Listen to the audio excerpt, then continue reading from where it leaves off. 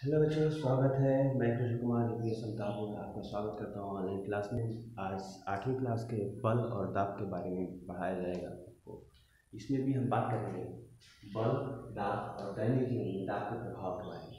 तो सबसे पहले हम बात करते हैं बल के बारे में। बात करने से पहले हम जो है कुछ अनुभव देखिए हमारे दैनिक जीवन में कि यदि हम किसी वस्तु पर धक्का लगाते हैं तो वस्तु चलने लगती है, या इवन खींचते हैं, खिंचाव भी करते हैं तो वस्तु चलने लगती है।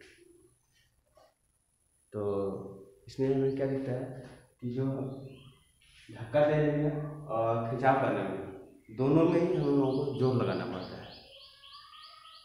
इसके अतिरिक्त हम यदि जो है दीवार को धक्का लगाते हैं तो दीवार तो वैसे चलती नहीं है, लेकिन धक्का हम लगाते हैं।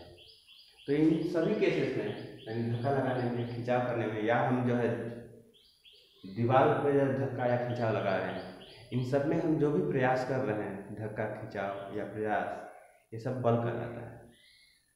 तो बल को हम परिभाषित करने के लिए हम ये कह सकते हैं कि बल जो है खिंचाव या धक्का है जो किसी विरामावस्था में रुकी हुई वस्तु को गति प्रदान कर देता है या गतिशील वस्तु को रोक लेता है। जैसे कि यदि हम कोई बच्चा साइकिल चला रहा है, उसको आप पीछे से खींच लेंगे तो साइकिल रुक जाएगी, और ज़्यादा जोर से खींच दे तो पीछे चलने लगेगी। तो खिंचाव या बल दोनों ही जो है चलती हुई वस्तु को रोक दे रही है या रुकी हुई वस्तु को चला दे रही है। और यहाँ तो देखिए दीवार को धक्का देने का केस क्या है कि हम दीवार को धक्का दे रहे हैं तो धक्का तो जरूर दे रहे हैं, लेकिन वो हिल भी नहीं रही है। लेकिन हम बल लगा रहे हैं तो हम ये भी कह सकते हैं कि हम उसको ये गतिशील बनाने का, उसको चलाने का प्रयास कर रहे हैं। हम प्रयास कर धक्का दे रहे हैं तो जो है तो बल ही नहीं रहा, लेकिन प्रयास तो हो रहा है। तो यहाँ से हमारा एक परिभाषा निकलता है कि हम खिंचाव, धक्का, इन सबके जगह पर एक शब्द का इस्तेमाल करेंगे कारक। हाँ, कारक। तो बल जो है एक कारक है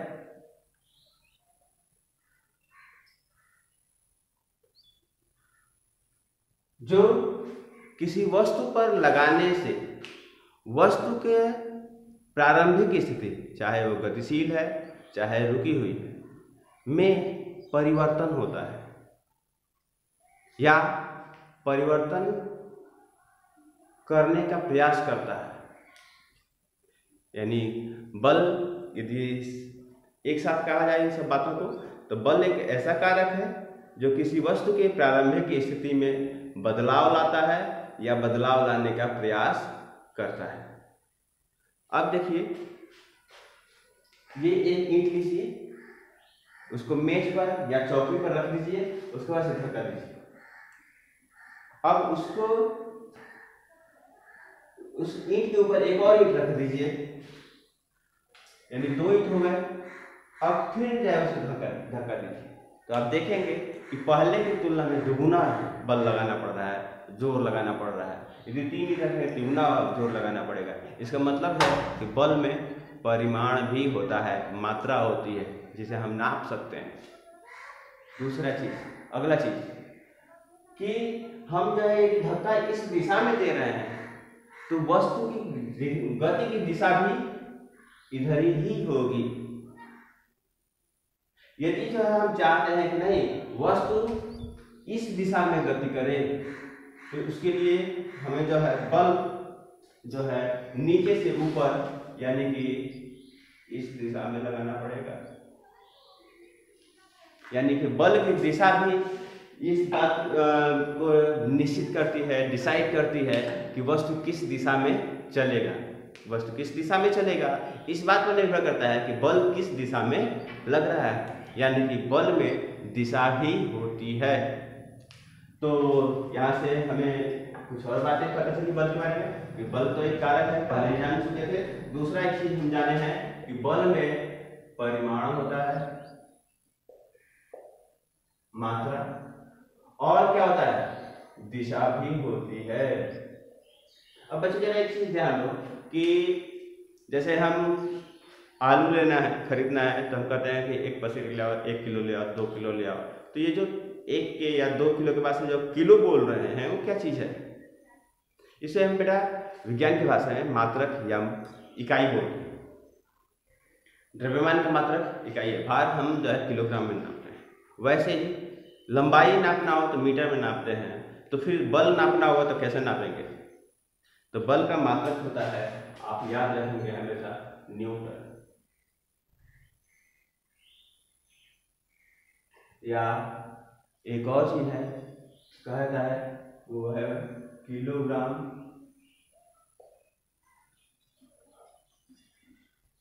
मीटर प्रति वर्ग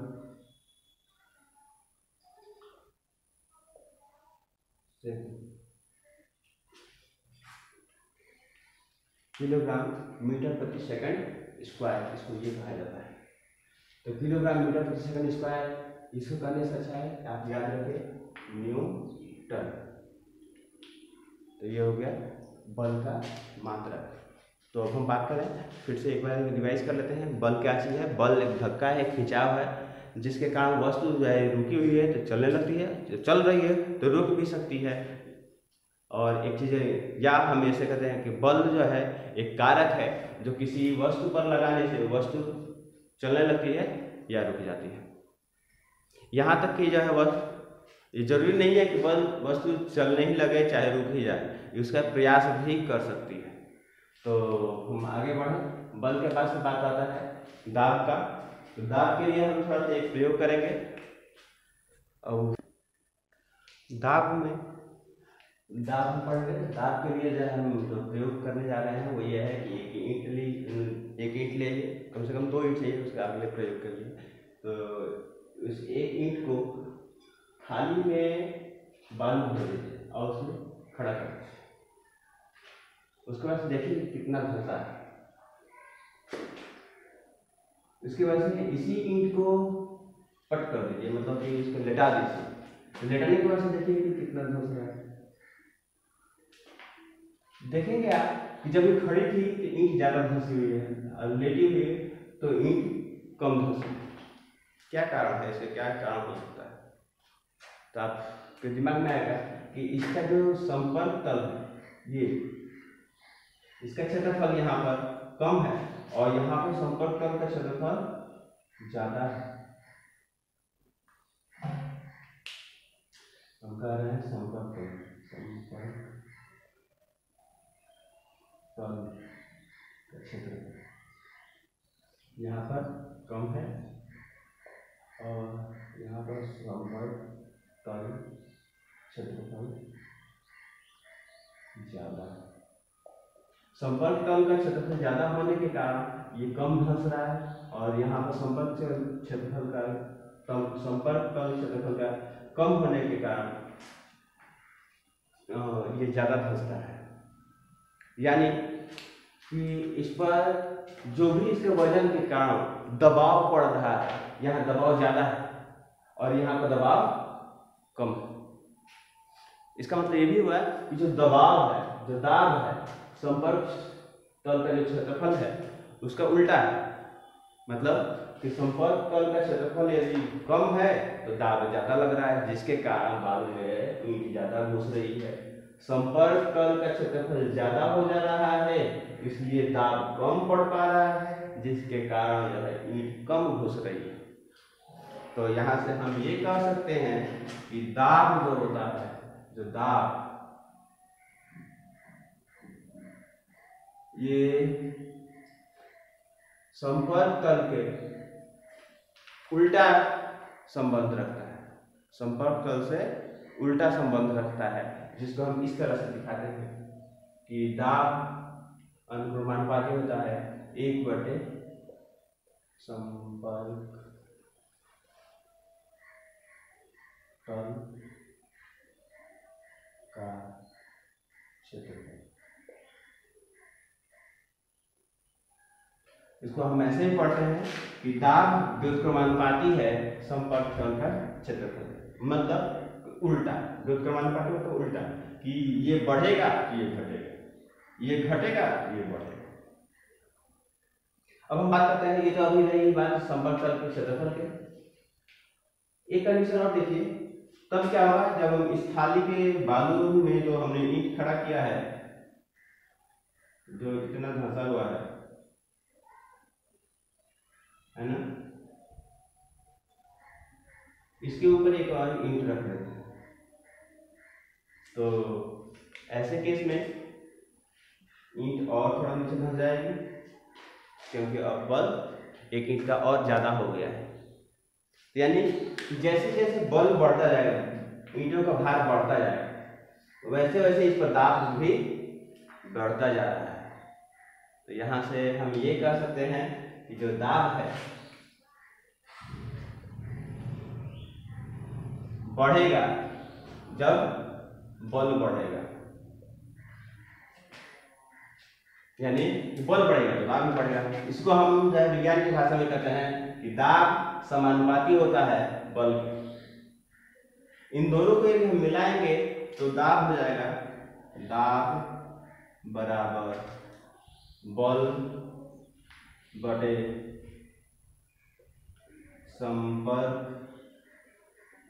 तल का क्षेत्रफल।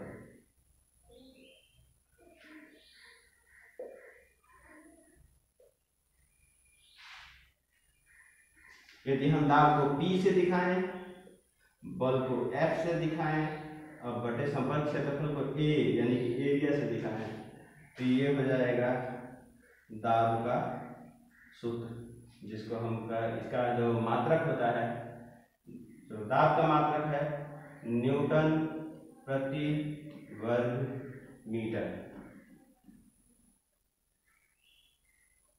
अच्छा, ये सूत्र निकालने का एक ढंग मैं बताऊं आप लोगों को, ये एक तरह से कर लीजिए एक्स्ट्रा नॉलेज है कि सूत्र क्या होता है। तो यहाँ पर ये जो दाब है, यहाँ पर ध्यान देंगे कि दाब का मात्रक यही निकालना है, आपको बता रहे हैं मात्रक ये होता है, ये बराबर होगा बल का मात्रक बटे क्षेत्रफल का मात्रक। देखिए बल का मात्रक होगा, दाब का मात्रक, बल का मात्रक क्या होता है, आपने अभी इससे पहले सुना है न्यूटन, और क्षेत्रफल का मात्रक होता है वर्ग मीटर। यही न्यूटन वर्ग मीटर, न्यूटन प्रति वर्ग मीटर हो जा रहा है। तो किसी भी चीज का जो है मात्रक निकालना हो, थोड़ा सा ये एक एक्स्ट्रा नॉलेज है। जैसे कि चाल बराबर दूरी अपन टाइम समय होता है, तो चाल का मात्रक, इसके मात्रक इसका मात्रक बटे इसका मात्रक, तो दूरी का मात्रक होता है मीटर, और बटे में समय का मात्रक होता है सेकंड, मतलब सेकंड। ये हो जाएगा स्पीड का मात्रक मीटर पर सेकंड होता है, स्पीड का मात्रक मीटर पर सेकंड होता है। मात्रक निकालना बहुत ही आसान है। खैर हमारा मेन पॉइंट ये नहीं है, मेन पॉइंट हमारा ये है कि दाब क्या होता है, दाब जो है होता है बल बटे क्षेत्रफल, यानी कि बल बटे तल का, संपर्क तल का क्षेत्रफल। अब यहाँ से हमें जो है दाब का परिभाषा हमें निकल जाएगा, दाब को लिखेंगे कैसे या कैसे परिभाषित करेंगे। तो यहाँ से देखिए कि यदि जो है इस सूत्र से हम कहेंगे कि यदि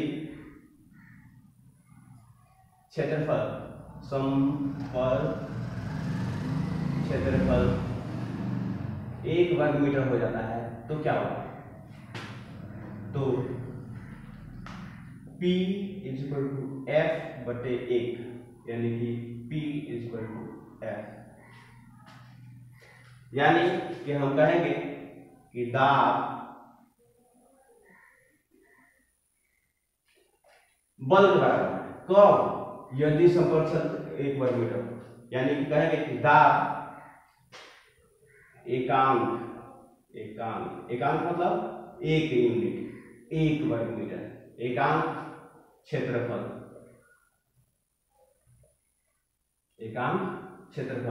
हमने 1 रखे पर लगने वाले अभिलंबवत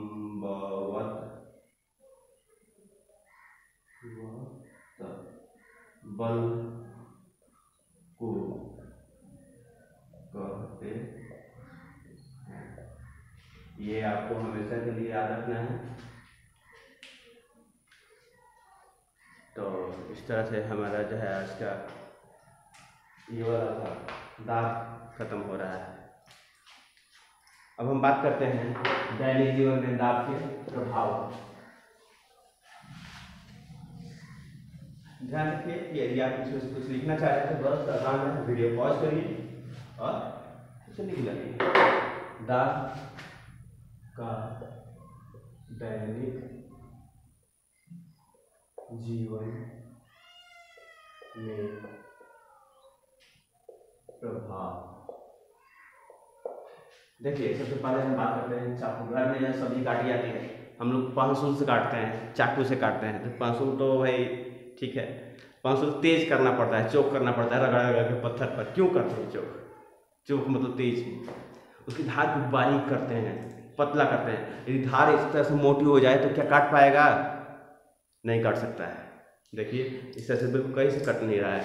अभी इस तरह से जितना जोर से हम जो है पहसुल से मारेंगे तो ये कट जाएगा।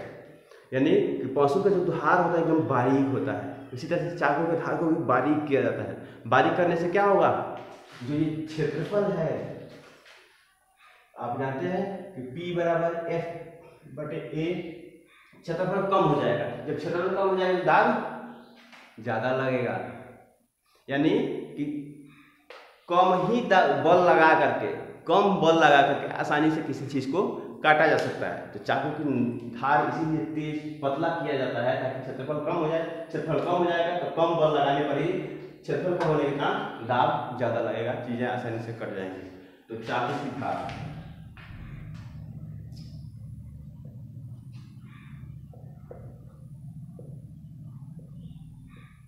पतली रखी जाती है।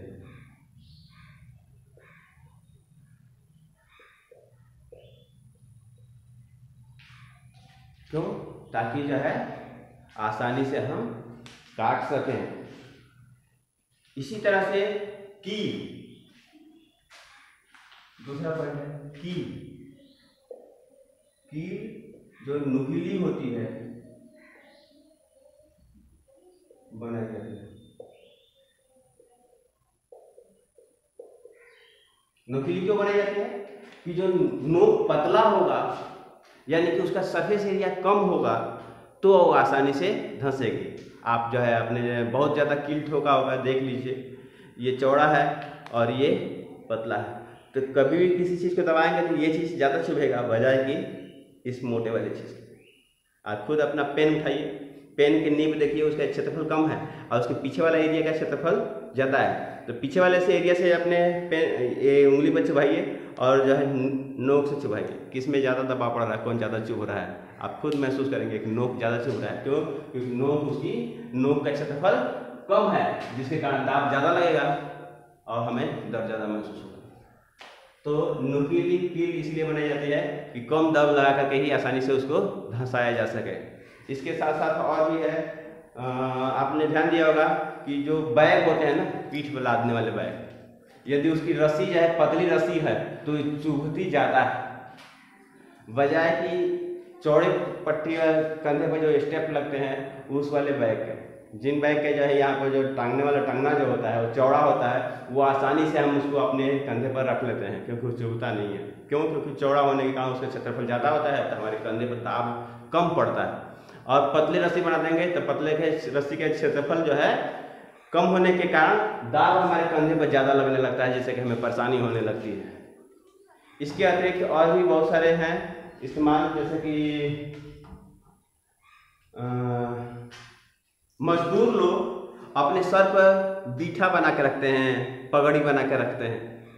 इसलिए होता है कि जो भी चीज़ सर पर रखी जाएगी उसका जो है हमारे सर पर क्षेत्रफल बढ़ जाएगा, संपर्क क्षेत्रफल बढ़ जाएगा। जब संपर्क क्षेत्रफल बढ़ जाएगा तो सर पर चुभेगा कम। अब मान लीजिए कि जो है संपर्क क्षेत्रफल कम कर दिया जाए, वो थोड़ा सा छुआ रहा है तो चारों तरफ जो है उसका दबाव ज़्यादा पड़ेगा और हमारे सर पर ज़्यादा चुभेगा। तो ये सब कुछ चीज़ें है दैनिक जीवन में प्रयोग है, और भी बहुत सारे आप जो है दैनिक जीवन में प्रयोग देख सकते हैं, जो कि करंटली आप इसको जो भी आपने अभी ज्ञान मिला इसका इस्तेमाल ज़िंदगी में करिए। ठीक है, तो फिर अगले क्लास में अगले टॉपिक के साथ मिलेंगे।